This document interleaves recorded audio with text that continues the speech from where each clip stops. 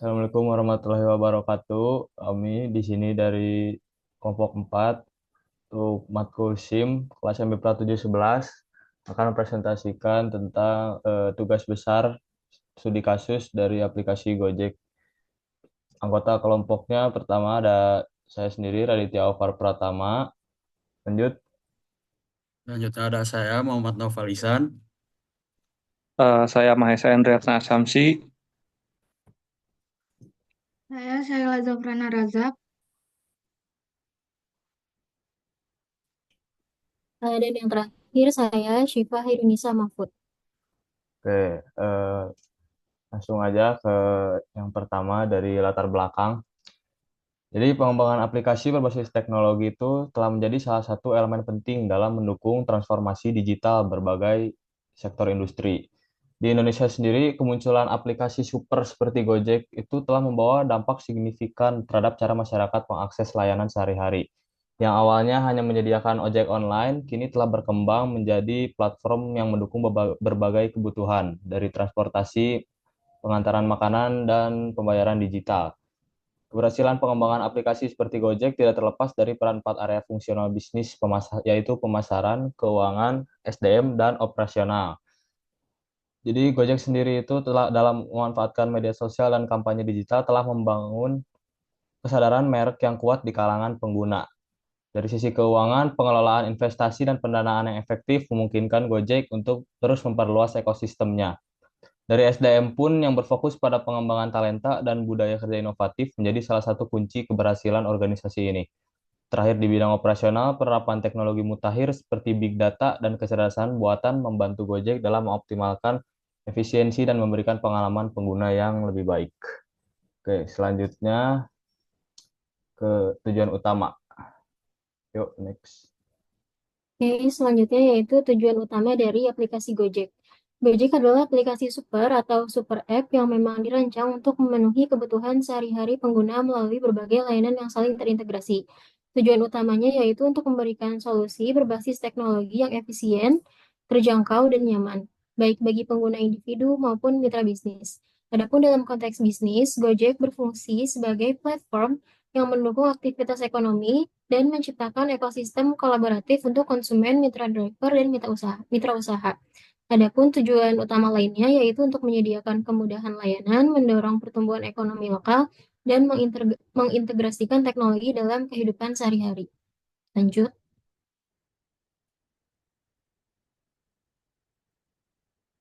Selanjutnya yaitu target pengguna dari aplikasi Gojek. Jadi ada 3 target pengguna. Yang pertama itu individu, yaitu pengguna yang membutuhkan layanan transportasi, pengantaran makanan, pembayaran digital, atau jasa lainnya dalam kehidupan sehari-hari. Yang kedua yaitu mitra driver, yaitu pengemudi yang ingin mendapatkan penghasilan dengan menyediakan layanan transportasi atau pengantaran melalui aplikasi. Dan target pengguna yang terakhir yaitu mitra usaha, yaitu pemilik bisnis terutama UMKM yang ingin memperluas pasar melalui platform digital seperti GoFood, GoMart, ataupun GoSend. Oke, selanjutnya ada fungsionalitas dalam 4 area fungsional bisnis. Pada dasarnya ini ada 4 fungsi, yaitu pemasaran, keuangan, sumber daya manusia, dan operasional. Di pemasaran sendiri, Goto ataupun perusahaan Gojek memiliki fitur GoFood, GoMart untuk meningkatkan visibilitas mitra usaha dengan promosi, diskon, dan ulasan pelanggan, sehingga memperluas jangkauan pasar. Yang selanjutnya itu ya keuangan. Goto juga mempunyai divisi di bidang keuangan yaitu GoPay. GoPay memfasilitasi transaksi digital yang aman dan mudah dan dilengkapi dengan fitur seperti GoPay Later untuk fleksibilitas pembayaran dan diversifikasi pendapatan. Selanjutnya itu sumber daya manusia. Eh, Goto juga memperdayakan mitra driver dengan peluang kerja fleksibel, pelatihan online, komunikasi, dan insentif berbasis kinerja. Yang terakhir itu operasional. Pemantauan real-time, algoritma rute, dan sistem dispatch efisien mendukung operasi harian, memastikan pelayanan berkualitas dan kepuasan pelanggan.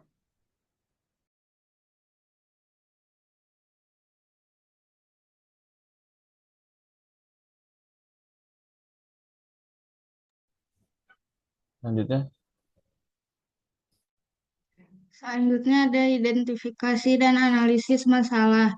Yang pertama ada isu manajemen. Isunya itu Gojek menghadapi tantangan koordinasi antar tim lintas fungsi, ekspansi internasional, dan penentuan prioritas proyek yang menyebabkan inefisiensi dan kompleksitas operasional.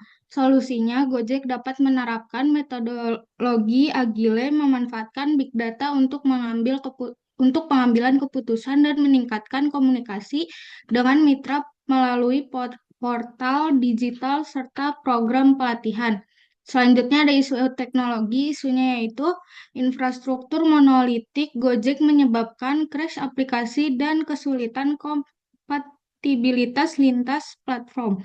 Sementara keamanan layanan seperti GoPay menghadapi risiko kebocoran data dan serangan cyber.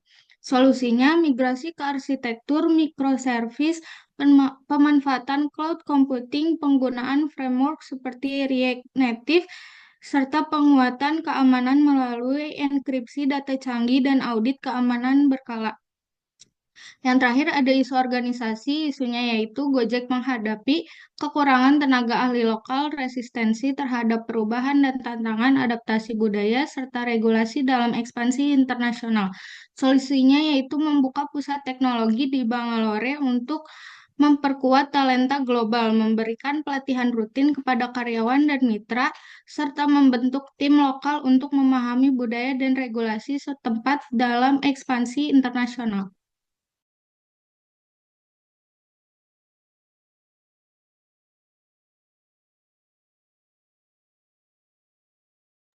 Yuk, selanjutnya. Oke. Selanjutnya itu pendekatan solusi untuk 4 area fungsional bisnis, pemasaran, keuangan, sumber daya manusia, dan operasional. Ya, di pemasaran adanya kampanye iklan ditargetkan sesuai kebutuhan wilayah, big data memahami perilaku pengguna untuk kampanye efektif, dan kolaborasi dengan influencer meningkatkan brand awareness. Selanjutnya itu keuangan. GoPay juga memiliki kelebihan yaitu aman dengan autentikasi biometrik dan deteksi penipuan. Analisa biaya mendalam untuk opsional rute dan pengurangan biaya operasional.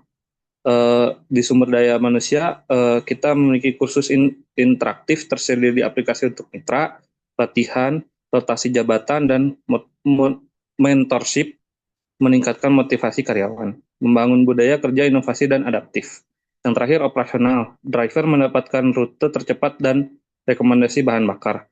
Cloud computing meningkatkan skabilitas infrastruktur IT.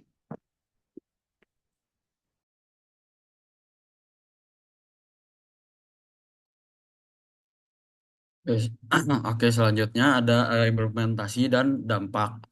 Yang pertama ya dibagi menjadi tiga, ada efisiensi, efektivitas, dan produktivitas.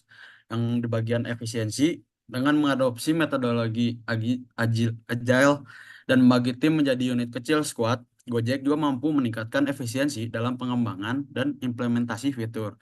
Selain itu juga penggunaan teknologi mutakhir seperti arsitektur microservice dan cloud computing memungkinkan pengolahan data yang lebih cepat dan stabil, mengurangi gangguan operasional. Lalu yang kedua ada efektivitas. Nah, pemanfaatan big data mendukung pengambilan keputusan yang lebih baik, terutama dalam memahami kebutuhan pelanggan dan mengembangkan layanan seperti aplikasi GoFood, seperti fitur GoFood dan GoPay. Lalu komunikasi yang lebih baik dengan mitra melalui portal dan pelatihan juga memastikan tujuan organisasi tercapai secara efektif. Lalu yang ketiga ada produktivitas. Nah, investasi pada talenta global dan pembukaan pusat teknologi di Bangalore meningkatkan produktivitas tim teknologi.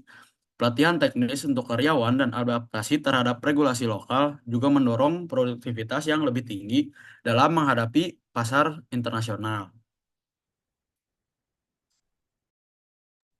Oke, kita masuk yang terakhir di kesimpulan.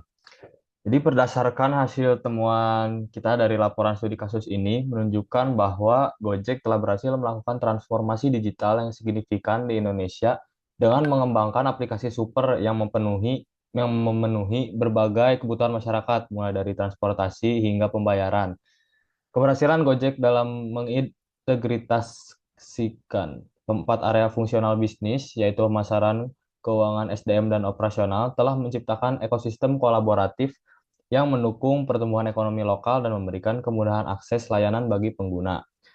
Namun, Gojek juga menghadapi berbagai tantangan, termasuk isu manajemen dalam koordinasi tim, masalah teknologi terkait infrastruktur aplikasi, dan kekurangan tenaga ahli di bidang teknologi. Oke, sekian dari kelompok kami. Mohon maaf bila ada salah-salah kata. Wassalamualaikum warahmatullahi wabarakatuh.